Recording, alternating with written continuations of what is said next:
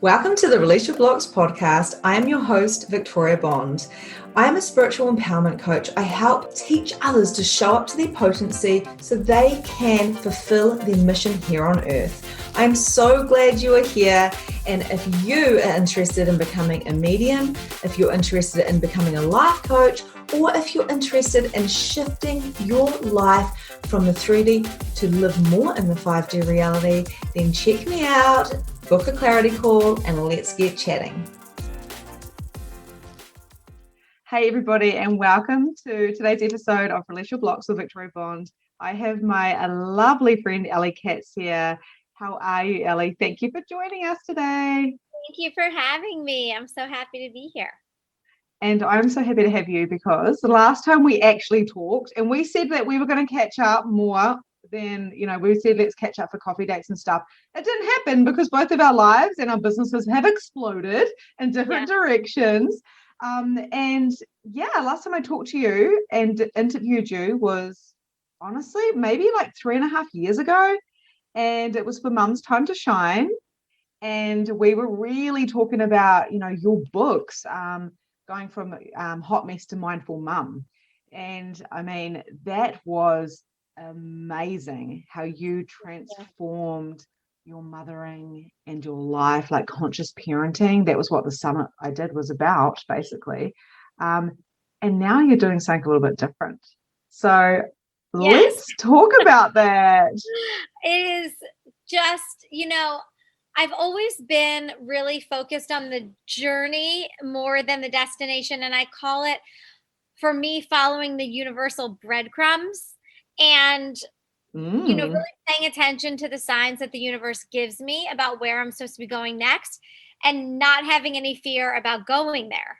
And knowing, even though I don't have all the answers, I just trust that I'm being pointed in the right direction for a reason. And that's exactly what happened with animal communication. People are always like, how did you get into this? And I'm like, it's kind of crazy. I was doing all, just my meditation stuff, writing my books, and opening up to a lot of metaphysical things and starting to practice some mediumship and doing a lot of energy work and energy clearing and things like that. And not only had these things really changed my life, but I started doing them for people that I worked with. And I got an email in my inbox about an animal communication class. And I have no idea how it got there. I didn't follow this person. I'd never heard of this person. It just plopped into my inbox. And I was like, you know what? That sounds so cool. I love animals and I love all sorts of, metaphysical communication. I want to learn about this. I'm going to take it. So it was one of those free will moments where you can delete it because you're like, where did this come from? This is so random. Or you can be like, wow, I think I'm supposed to do this. And I went to my first class, and the second I connected with my first animal, it was a dog, it was like everything fell into place. And then I started asking all my friends and family if I could talk to their animals and started really just practicing. And then I decided, you know what, I really want to do this professionally. I really, really want to work on my skills and get really good. And so I worked with a mentor in California until I was ready to really go out on my own. And it's just been amazing ever since. It has taken off and kind of taken a life of its own that I couldn't have imagined. And I love it. Every day I feel so joyful and so excited. So I feel So are you like going to people's houses and talking to animals? Like, is that what you're doing, like a behavioral thing, or are these animals alive? I know this sounds a silly question, but I know that you're a medium. So I talk to animals that are alive and in spirit. It's actually the same exact process. I'm making a soul to soul connection. As you know, the soul never dies. So I can connect with this animal's soul, whether they're alive or in spirit. And I do both often. So every animal communicator has a different style. There are people that like to go to the home and be in person with the animal. That's not my style. I find it very distracting, and I find that then you have the owner's energy involved, and I'm a huge empath. And when I've tried to do it like that, I have found that it was difficult because of the owners being around, actually.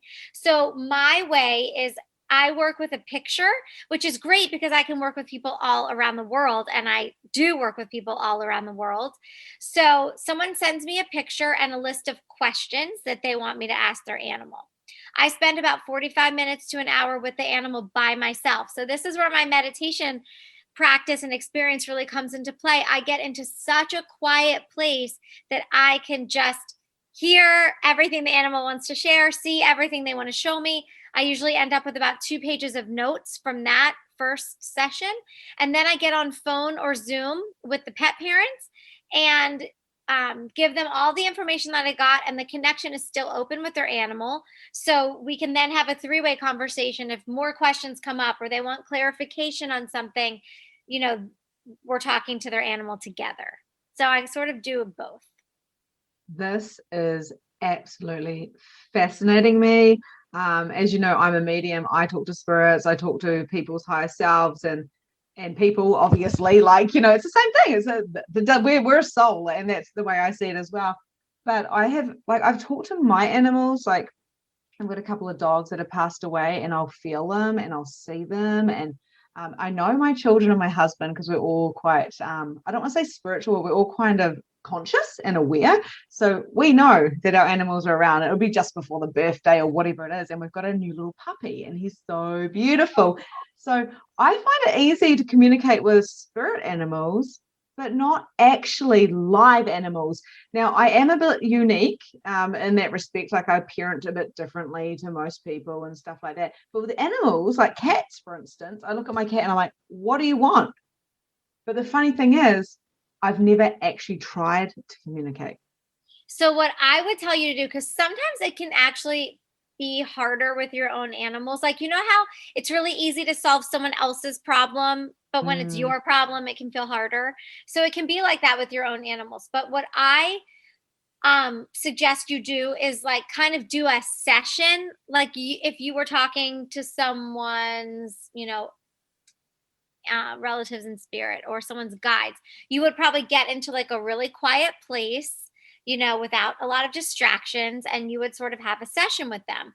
So instead of trying to off the cuff with your kids running around and pouring cereal, trying to ask your cat what they want, I would just get quiet and try to do it that way and just really communicate. Now, I have one funny thing that happened that you will totally get a kick out of.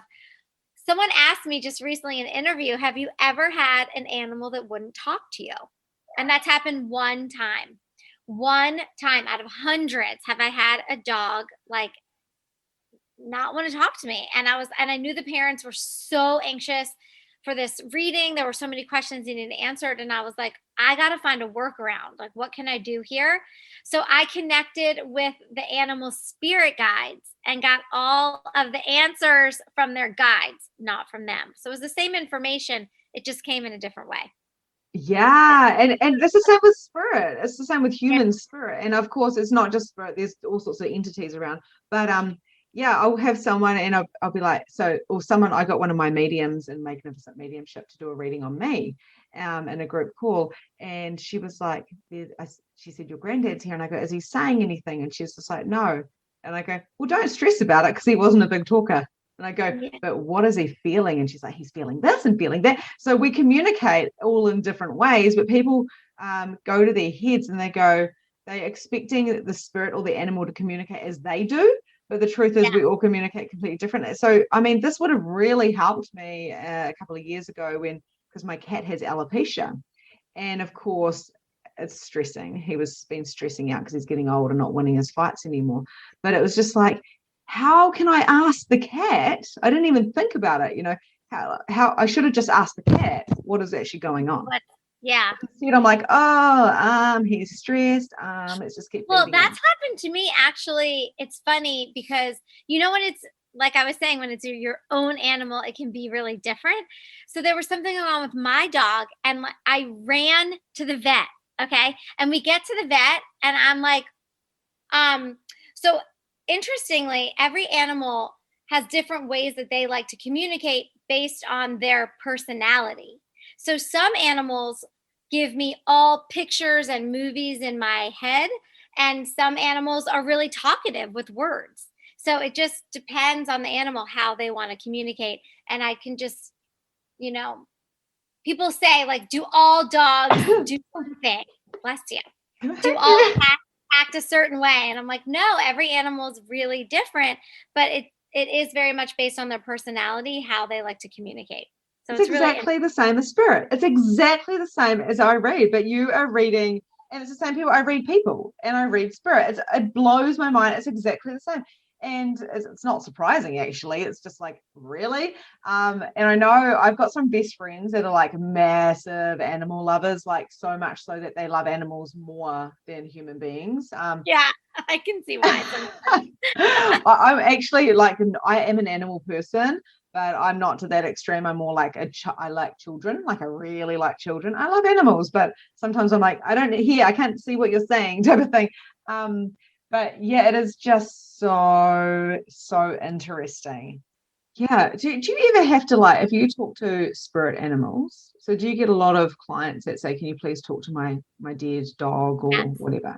So when that happens, do you have to like clear that energy so the dog goes away? Like, do you have to clear animals as well? Like, I do a lot of clearing. So what I mean by that is, for instance, I had a friend over yesterday. Her dad came in before she even got here, and I was like, oh my goodness, I'm on a call with somebody else. You need to leave. And not only that, when she left, I had to, because we did a little bit of mediumship, I had to say, off you go, everybody, off you go with her and clear, cut the cord ties. So that's one way of clearing. Do you have to do that? Or do you have to clear animals, do you have to clear animals that don't know that they're dead? Because I have that with a lot of humans.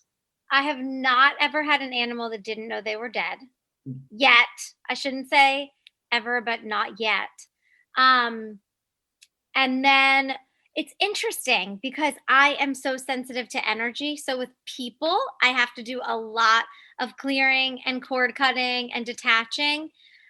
But with animals, their energy is so different and like so pure and so light and so joyful that I don't find that I do. When the reading is over, I say, like, thank you so much. Thank you to their guides, my guides. And then it's pretty much just done. And I don't find that I have to do a lot of clearing. It's And really interesting. is that because they're more conscious? Um, I think that I don't know that they're more conscious. I think to me, their energy is just, they don't have so much like baggage and so much like stuff kind of, they don't have the same attachments and the same, it's just such a different feeling. It's much lighter, much lighter. Maybe they don't have so much programming and conditioning, because our human brain does tend to program, and like, with your mum, the mum's time to shine, and with your Hotmess to mindful mum, you had to unprogram yourself. You had to like deprogram yourself. And the same with me. So then we could actually both reprogram ourselves into the way we wanted to parent. And animals, they have that animal instinct, don't they? That we talk about. So yeah, but they also remember their past lives. They can tell me what they dream about. They understand death and they understand the circle of life. They don't have the same fear of death that many humans did. I mean, I used to have a total fear of death until I got into mediumship and I realized there's nothing to be scared of. But I used to. I don't know, did you used to also? well, I was brought up religious, and that the fear that I had was not of death, because I knew I was going to go to heaven, because it was that very much told exactly what was going to happen. But I was scared that, I wasn't good enough, and that I was a sinner, and that I would go to purgatory. So I had fear. So I had a lot of fear. So I suppose I did have a fear of death. Now I'm kind of like, oh, like, wow, this, because I have no fear of that next type of step, that evolving, I suppose. I'm like, I'm really enjoying my life. Like, I'm really, really, really enjoying my life, and so much joy in doing as much as I can to spread the message of joy and abundance and consciousness. everywhere, as much as I possibly can, because I'm like, holy moly, I've just realized that this life is a blink. This life is one blink. It's like when they say, like, you are a speck of dust on, like, I don't know. I feel like I love my life and I want to be here as long as I can. And I want to be with my kids and my grandkids. And, I don't want to go anywhere. But I also almost don't take it all so seriously anymore. I've lightened up a lot. Like, if you make a mistake, yes, you need to learn the lesson, you need to grow and evolve, but like, it doesn't matter that much. If that makes sense. Like, there's no death, really. Yeah, and we're dying all the time. You have had a death and a rebirth, and since I've seen you, and I've had a death and a rebirth, and I'm sure we're going to go through that again. And we do this while we're alive in the human body. And I think it's just absolutely fascinating. And it's like, we're here to have fun and play and joyful. And you would not have got where you're at with the spirit and animal communication if you were taking things too seriously when you were a hot mess. And I was a hot mess too. I was. Like, I took everything really seriously. And we're going to parent. Energy. I mean, when I think about, I want that all back. I mean, I know it doesn't work that way, and it makes you who you are and all of that. I mean, I get it and I believe it. But at the same time, I'm like, God, I wasted so much time and energy on things that were not important, but that's the journey. That's the journey. You love the journey. We love the journey. And I'd say, but you can kind of chuckle when you look back.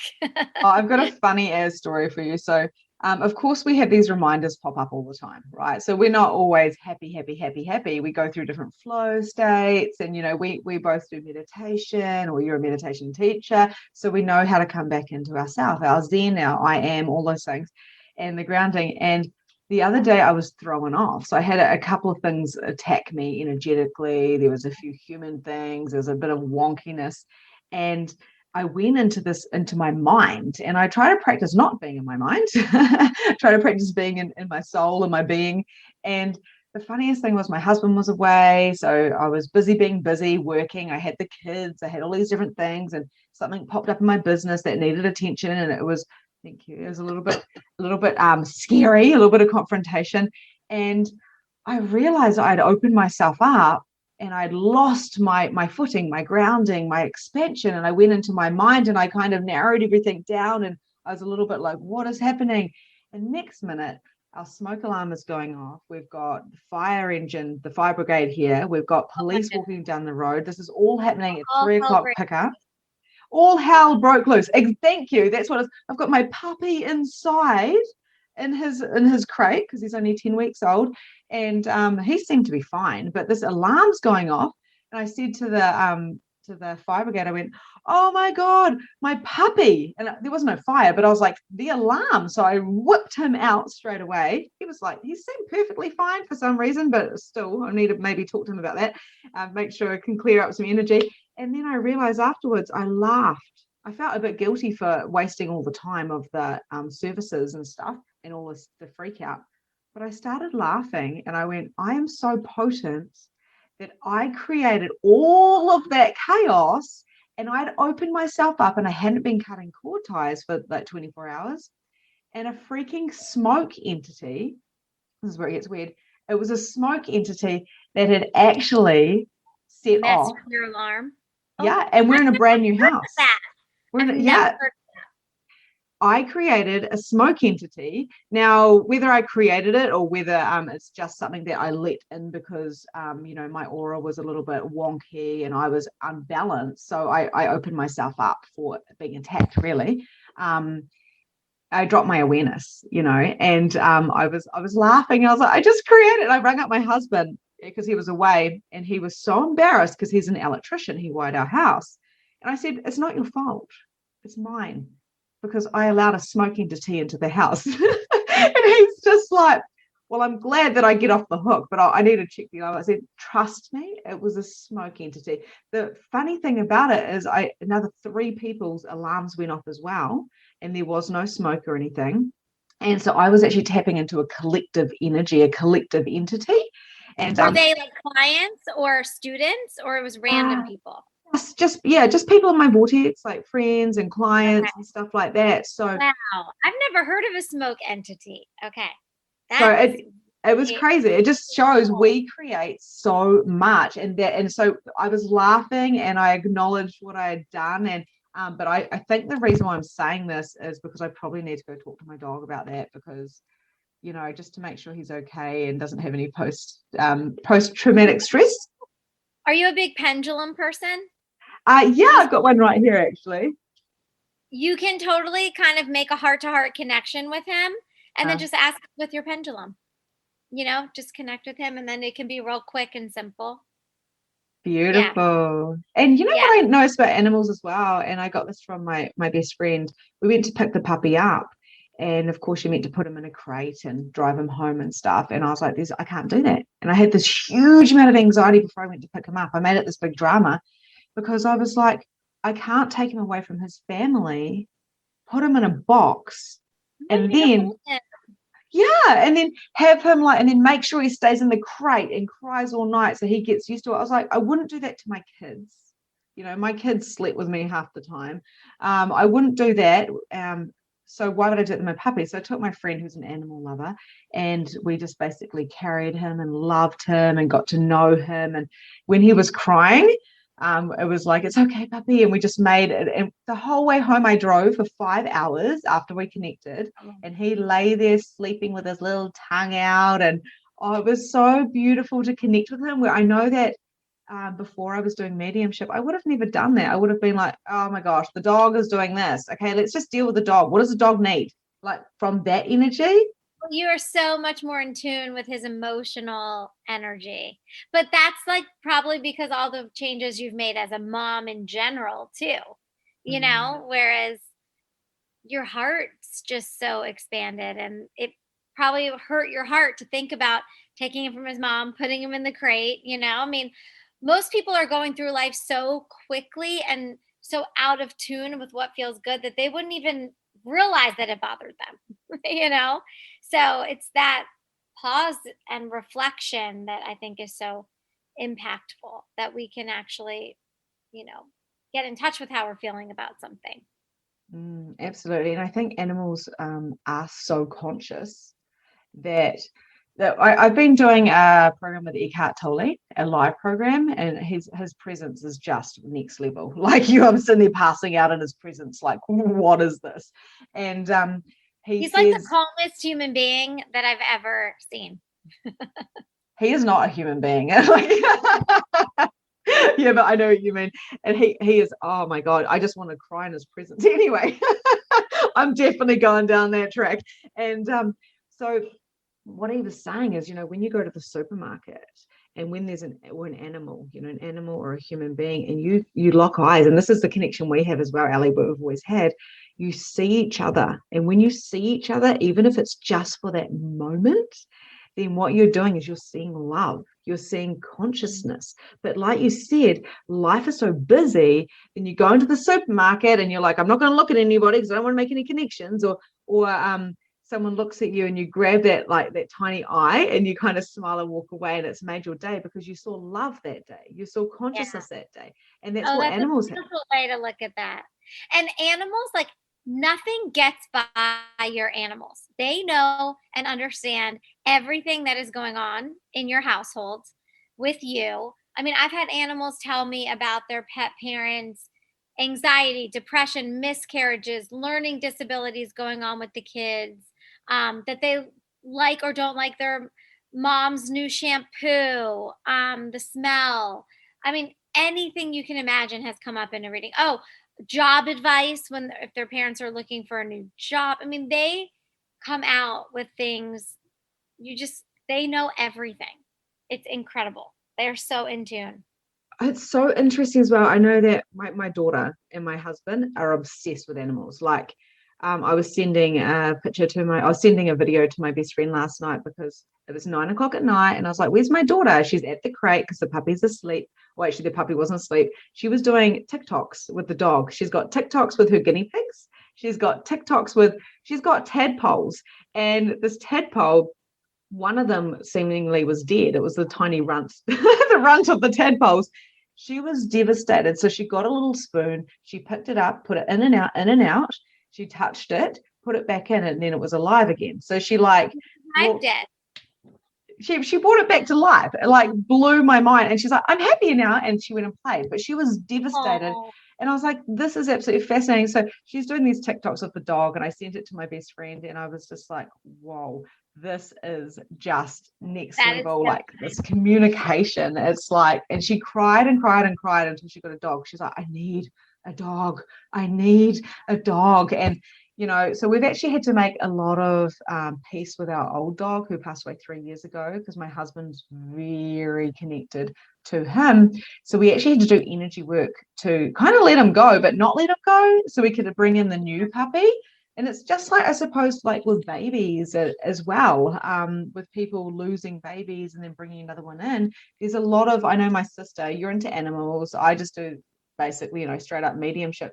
And my sister works with babies. So she works with mothers and babies that have lost. wow. And she's got a baby who helps her with that. And she's had miscarriages. And it's just like with you and animals. It's just my sister just channeled it through. And now all these people swarm to her that have lost children. I'm sure they want to talk to their babies. I mean, that is there's no stronger connection. That's amazing. Wow. And then actually cutting that cord tie, like you've still got the connection, but rather than actually letting the babies go so they can go and come back. But the point I was getting to, because I went off track there, was my daughter at school had this, they were tracking the cats. We put a tracker on our cat. This was about a year ago, to see where the cat was going in the neighborhood. What the hell? That cat... Unbelievable. We've got this fat black, I'm a witch, so black cat, of course. No, but we've got this black cat monkey. And I used to hate him. When I was pregnant, I hated the cat. Don't know why. Oh my gosh, I'm so embarrassed to say that now, because I do love him now. But this cat lies around all day, meows and loves the dog and does nothing, just lies there. But I tell you what, he was all around that neighborhood. He went so far, and because it tracked at night or during the day. I think it was at night. Yeah. So we don't lock our cats up here, really. I know a lot of places lock their cats up at night or keep their cats inside. We don't do that, but it just absolutely blew my mind. So no wonder, this is funny, it's like I'm channeling through for the cat now. No wonder he got anxiety when new people move in. There's new cats, younger and stronger, because he's quite old now. No wonder he was starting to lose his fights and also freak out a little bit and not have to go wandering so far. Well, you have to tell your daughter too. Some of the funniest animals that I've ever talked to, guinea pigs. They are hysterical. I mean, like little old ladies. They're ones that all words. They just like talk. They were hysterical. I love this. And we've got these two little guinea pigs, and my daughter, like I say, 2 girls. Do you have 2 girls? We have 2 boys. Boys. Okay, because I know they always have to be same sex. But the girls, I've talked to 4 girl ones, and they were really funny. They're just so beautiful. And they're very intuitive, because if I went in there, like she just goes in there and she grabs them, she carries them around on one arm, she roller skates with them, she pops them in her basket, she does all of these things, and they love her. They're hers. Like I wouldn't go pick them up and do stuff because they're scared of me. They're hers. But we always say, have you played with the guinea pigs? If you're going to have guinea pigs, it's very important that you're going to play with them, because they need like a mama. So we've got a big thing for them. They last for they live for 16 years. Like they live forever, guinea pigs. Your daughter's going to go to college and you're going to have to take care of the guinea pig. I'm going to be we got little leashes and stuff, which we haven't really used. So cute. Well, when I taught these 2, they were like little ladies. They were fighting because one was a neat freak and wanted poop only in one area of the cage, and one was messy and would poop like all over the cage, and so they were fighting with each other. because they couldn't get along and figure out how to deal with the cage. So we had to Oh intervene. my God. So when animals, so they communicate, right? They communicate, and like obviously the guinea pigs, they squeal quite a lot. And dogs kind of, every animal does something in a certain way. So can they hear each other like we can hear each other? They talk to each other. Like if you have two dogs in the house, you don't hear anything, but they're mentally sending each other, talking to each other. Ah, Yes. so telepathic type of thing. All day telepathically. Yeah. It's Oh, energy. So it's like thoughts, it's like, it's the same way. If you are talking to a spirit, you don't have to talk out loud. I mean, you can, or you can just think it in your head and get the answer, right? right. Uh-huh. That's how I'm assuming that's how it works for you. Yeah, Is that yeah, either way? yeah. And so it's the same thing. You're mentally communicating. That's how they do it. It's just sending thoughts and emotions, mentally. Right. So human So, beings basically are behind the times, and animals are actually up with the play. In other words. and human beings, like thousands of years ago, everybody talked to animals. Animals communication, it's so easy for them to talk to the humans, but we're the ones that have lost that ability. So anyone can open up to it and practice and try. It's Mm. easier for some people, obviously, like you or I, who I was doing mediumship before. You're obviously so intuitive and so amazing at mediumship. You probably could fall into it like really, really easily. Some people just don't realize, they don't think they can.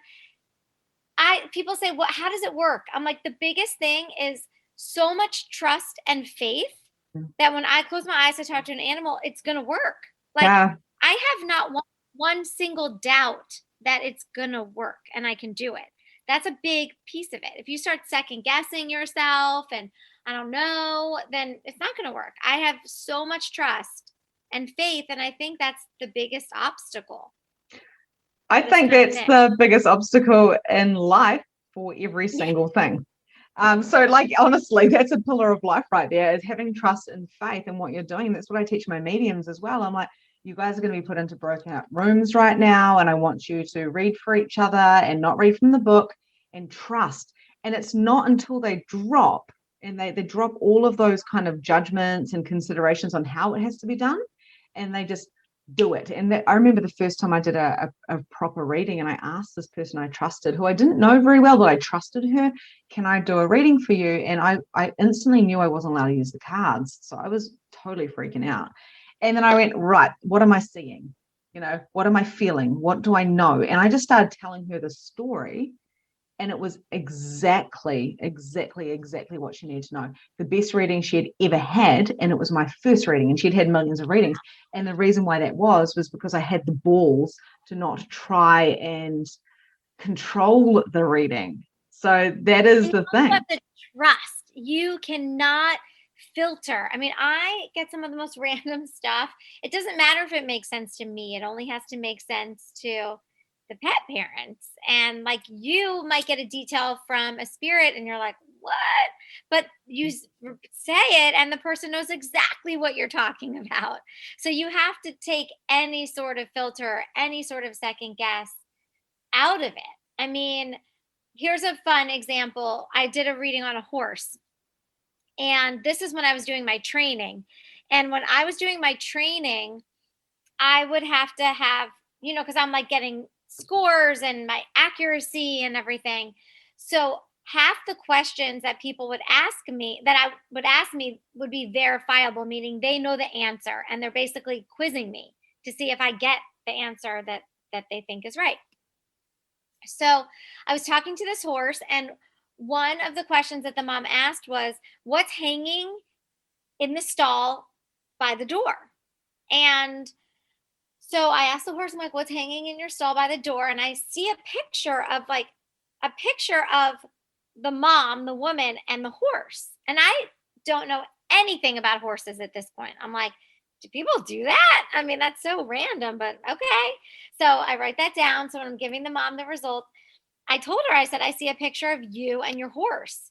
And she started laughing and she goes, "Oh my God, that's not what I was thinking, because I was thinking of, do you know what a salt lick is? When people hang like a thing of salt for the horses to lick, like, Oh, yeah. right? But she goes, next to the salt lick is a picture of me and the horse. And she said Oh, this little girl was hanging around the barn a lot and drew a picture of her and her horse, and she framed it and hung it up in the stall next to the salt lick, next to the door. But that's what the horse wanted to tell me about. And it obviously was like oh, really special to him, and then became like super special to her. So it was like, if I had said to myself, no, there's no way that could be right, I would have missed an amazing detail. You know, you cannot second guess. And I've had to learn to just trust everything the animals say. Don't trust oh. my brain, trust them. Oh, You know? it's so good. I so love this conversation. This is like so educational for me as a medium. Like it's like honestly, I'm so grateful for this.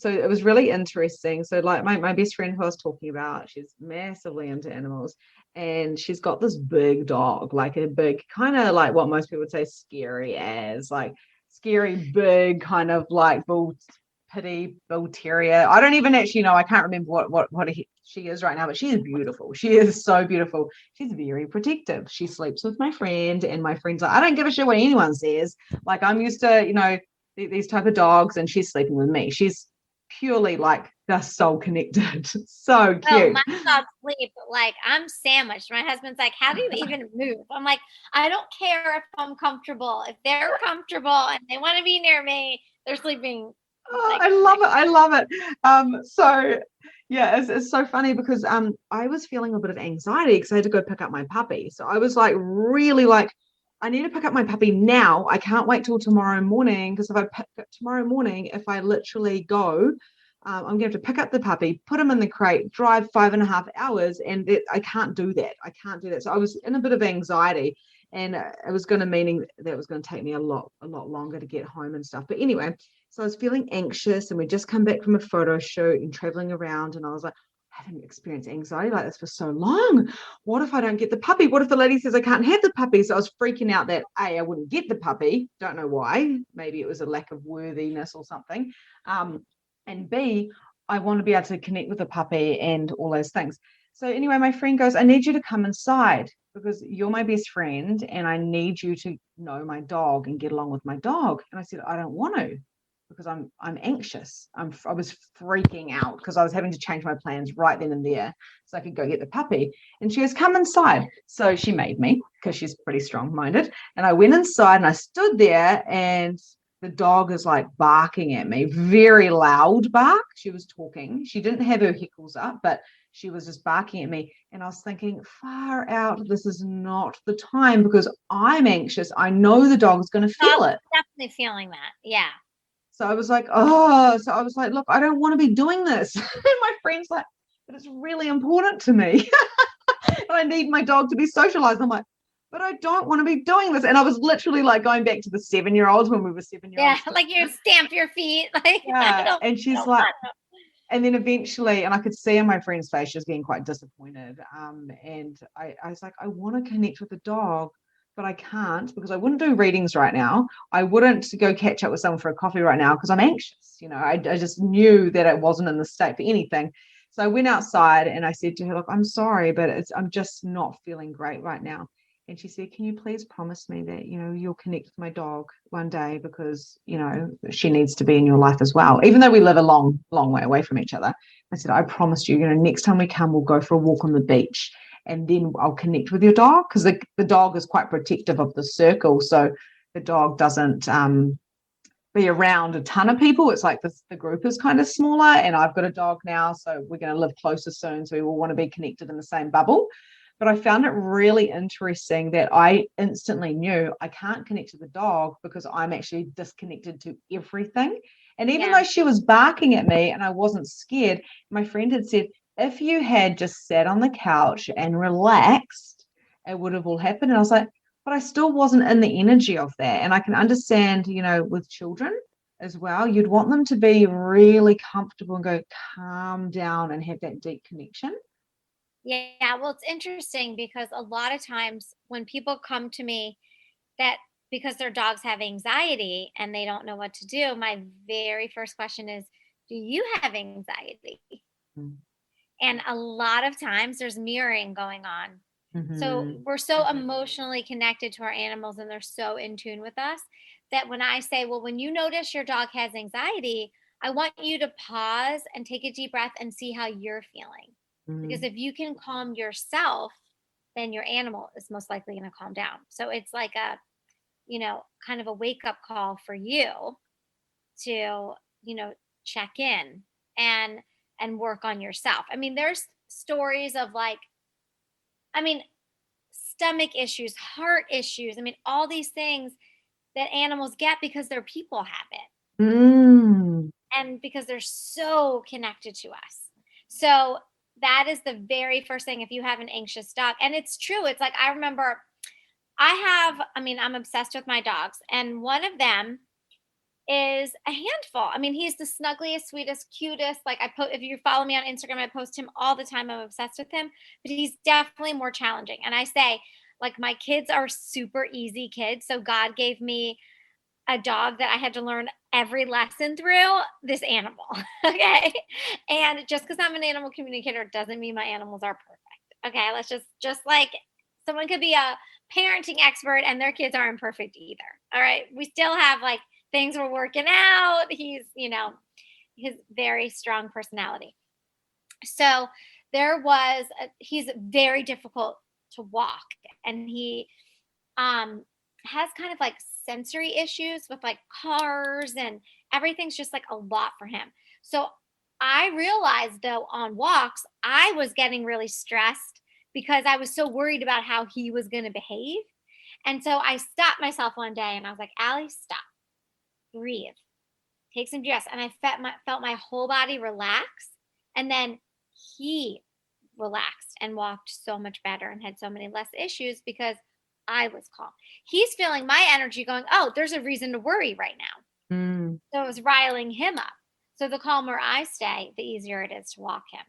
Mm. They're just so connected to us. It's exactly the same as kids. So, and I don't know if I had this awareness before our last kind of meeting up, but my son. Now, I don't know if you know about human design. So I'm really. I have some friends that are really into human design, and we were just at dinner totally talking about it. So I'm a projector. Me too. Okay. No. I don't know like tons about it, but I know I'm a projector. Oh my God. Yeah, we're both. Do you know if you're a classic projector or an energy projector or a mental projector? I can ask, but I also have like something important that's open. Like open, close. Yeah, open so your emotional authority. Your Yes. emotional authority, is it open? Yes. So is mine. So we are we're going to have this conversation after. You're going to send me your profile so I can like actually look at this and see. I'm learning human design at the moment and I bring it into my coaching and stuff. But yeah, I'm a projector and I'm an emotional authority. So that means that we are very aware of others' emotions. That's why we're empathic. I'm not saying that defined solar plexuses are not empathic, but we certainly can feel other people's emotions, and we actually can feel them even more than they can sometimes, and we just have to know not to make it our own, because most of our emotions that we have are never ours. So that's the short of it. So my son, he's an open solar plexus as well, the emotional authority, and him and I, so having the open one is like a mirror. So, you and I having these open authorities, the open centers, we basically are a mirror to other people, a complete mirror. So my son was a thing that he activated, like you're saying about your dog, your problem child, my problem child, my son was always screaming and he would never feed and he's got these allergies and I was like depressed and wanting to die and all these different things. And now I know everything he's ever done has been a mirror to me. Now, I know this is like the case with a lot of parents, but for this particular child with me, we've both got these open mirrors looking at each other. And the most amazing thing about it is if he's in the kitchen and he's going, I'm hungry, I want something now, and he's kind of being demanding, I stop and go, what energy am I being? Because I can guarantee that that kid is literally, he's tapping into my energy. And when I'm quite like zen and happy and stuff right now, and quite calm in my flow state and stuff like that. And CJ is like, he'll open the door and go, I love you, mum, shut the door and walk Aw, away. And he goes, yeah. hey, mum, I'm just getting myself a smoothie. Okay, son. Like, there's no conflict. And his behavior used to be so intense that people go, your kid is ADHD, you need to discipline him, this and this and this and this. And I tapped in like you do with your animals, right? And I said, what is really going on with him? I was like, he's got some food intolerances. The irony of it is we dealt with his food intolerances. I got the same food intolerances. Okay, so yes, that's called mirroring, and it's exactly what you were saying with like the both open and mirroring each other. It's so interesting, but I want people to understand that that is the first place people should look. I'm not saying it's the answer to everything, but it's very common for your animals to mirror you. So the first place to look when your animal has a behavior or emotions that you want to, get to the bottom of is to look at your own. And a lot of times it can really, really help. And it was funny because I met someone, we were on vacation a couple weeks ago, and there was someone with the cutest dog. And of course, I'm like, I love your dog. Can I pet her? And she said something about her dog was so anxious. And I just knew. And I looked at the woman. I said, I don't want to pry. And, I hope this isn't too personal, but do you have anxiety? And she was like, yes, I have severe anxiety. I was like, okay, well, I think that might have something to do with it. It's So my card. I don't have any on me, but I wish I did. But yeah, but it's very common. And this is amazing because I'm actually thinking this is like an intuitive session for me as well, because I'm thinking maybe my cat had alopecia because I was stressed out. He started getting alopecia in the middle of me being stressed. I mean, I can't say 100%. I know. Hold on. I mean, I'm getting a yes. Yeah. Probably was stress. And if you knew then what you know now, you could have figured it out and dealt with it.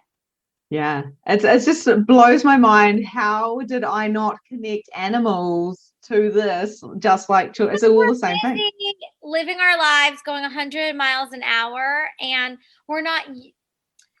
most people don't have the consciousness to think about animals, that connection that way, and to slow down enough to be in tune with that. So it's, I didn't until I started this work. I didn't think anything. I didn't know anything. And then I started this work and I was like, oh, I get it now, So and I know that now my, more difficult dog came into my life because he needed someone like me to be his owner. Or he would have just, for behavior issues gotten passed around from place to place to place, forever. We're his fourth home. Yeah. People were like, no way. Like, I'm not dealing with this. And he's doing great now, but, it took someone to really understand him and accept him. And there's lessons that come out of him because he's not perfectly behaved. And it's like, I've had to learn so much about accepting him, having compassion, because it's like deep-seated, deep-rooted things, and letting go of caring about what other people think. I don't care. Even if I am an animal communicator, I can't care about people thinking I don't have like a well-behaved dog. Like, he's built the way he's built. His personality is so strong and he has such deep-rooted emotional issues. I can help him, but I can't like 100% fix him. Like, he is who he is, just like our kids are, we are, so there's a lot of acceptance that's gone on in this process, which is something I probably needed to learn. That's so beautiful. And so you said before you got to know about horses, so I just want to tap into horses real quick. So this will be my last question, but they say horses are very, very conscious. And I know that they use horses for, children and people that are on the spectrum. All kinds of therapies. Yeah, the therapies. I've done equine therapy. So when I wanted to do therapy to work on some things for myself, I went to someone that did equine therapy because I knew working with the horses, they're so intuitive and so wise.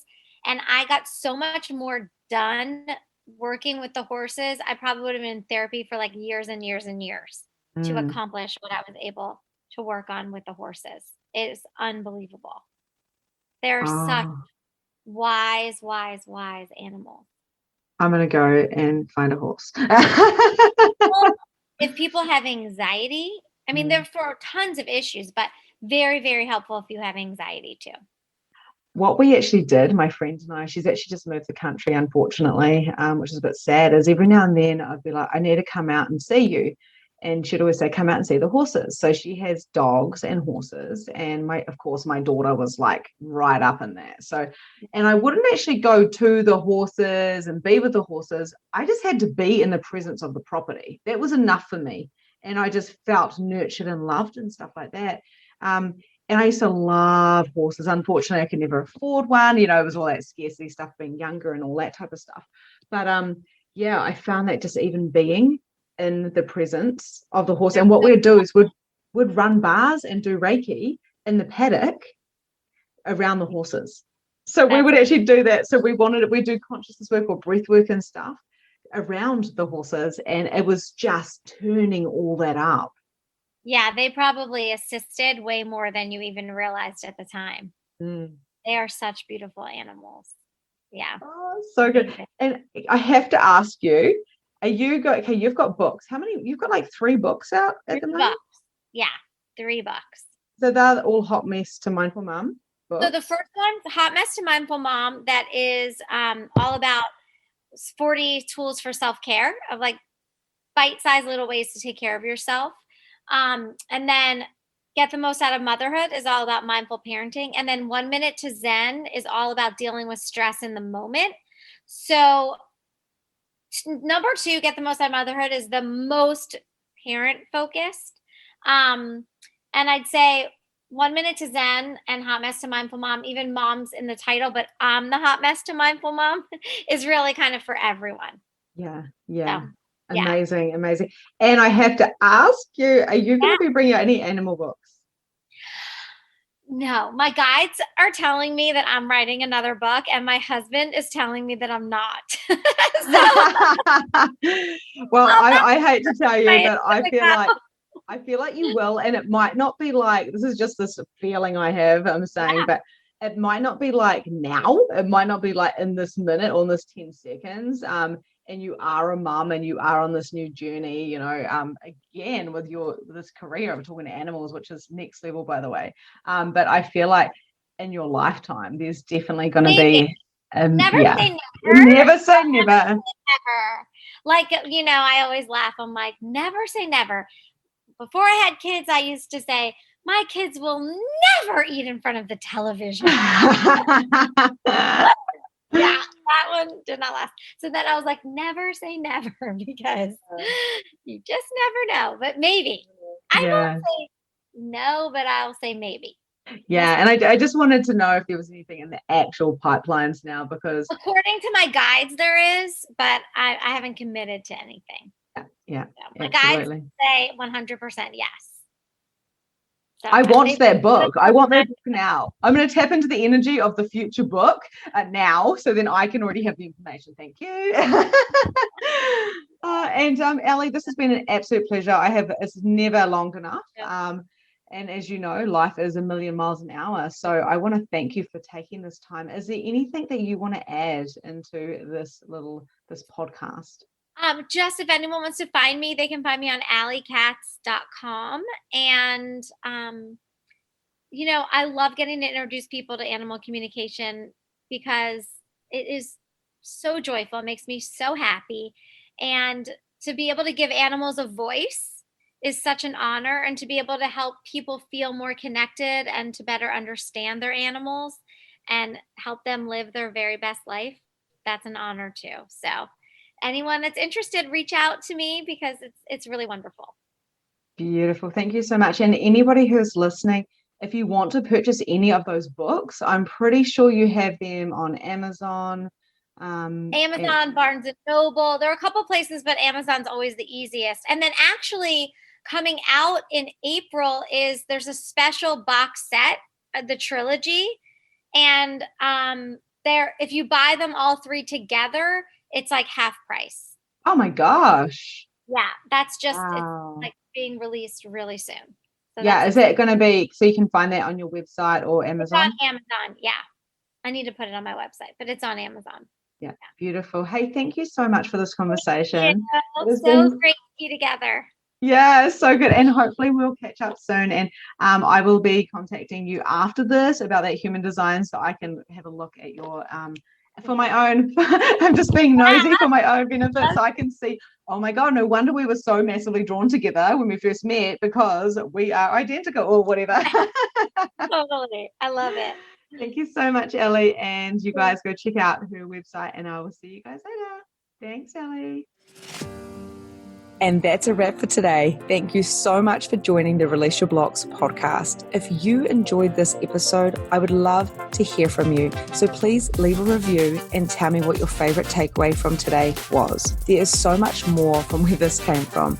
You can also find me at Holistic Energy Shifting on Facebook, where you can find more content, more coaching, and more guidance. Have a grand and glorious day, and I'll see you next time.